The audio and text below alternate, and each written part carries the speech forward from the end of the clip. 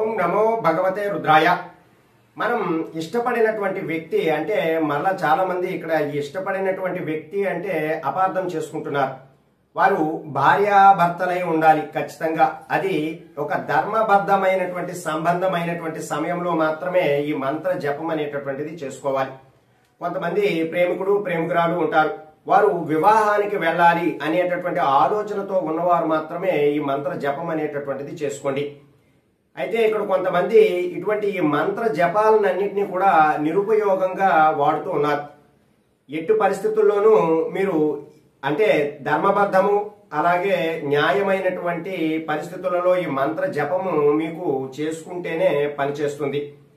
అధర్మ మార్గంలో ఏదైనా వేరే అంటే మీ మనసులో ఉన్నటువంటి వేరే వాళ్ళతో సంబంధం కోసం అనేటటువంటి విషయంలో ఈ మంత్ర జపం అనేటటువంటిది అసలు పని చేయదు.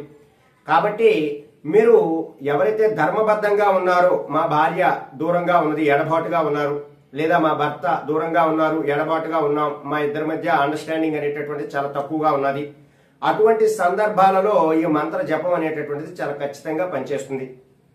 అలాగే ప్రేమికుడు ప్రేమికురాలు వారిద్దరూ కూడా కొన్ని సంవత్సరముల నుండి ప్రేమించుకుని వివాహమునకు వెళ్లేటటువంటి సమయంలో వారిద్దరి మధ్య కూడా చిన్నపాటి మనస్పర్ధలు రావడం, దాంతో వారు కొంత ఎడబాటు చెందడం, ప్రేమికుడు లేదా ప్రేమికురాలు చాలా బాధతో ఇబ్బంది పడటం, వారి యొక్క కెరీర్ కూడా నష్టపోవడం అనేటటువంటి విషయాలు చాలా సందర్భాలలో చాలా మందికి జరుగుతూ ఉంటాయి. అటువంటి సందర్భాలలో అంటే వారు ఖచ్చితంగా కావాలి, వారితో మేము జీవించాలి, తనకి కూడా ఇదివరకే ఇష్టం ఉన్నది, నాకు కూడా ఇష్టం ఉన్నది, తనంటే ప్రేమ ఉన్నది అనేటటువంటి సందర్భాలలో మాత్రమే ఈ మంత్ర జపం అనేటటువంటిది పనిచేస్తుంది.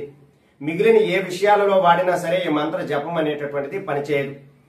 అయితే ఈ మంత్ర జపము ప్రత్యేకంగా రాత్రి సమయాలలో మాత్రమే జపించాలి. ఎందుకు రాత్రి సమయాలలో అంటే ఆ సమయం అంతా కూడా యూనివర్స్ అంతా కూడా ప్రశాంతంగా ఉండటం వల్ల మీరు జపించేటటువంటి ఆ మంత్ర జపం అనేటటువంటిది చాలా ఖచ్చితంగా పనిచేస్తుంది.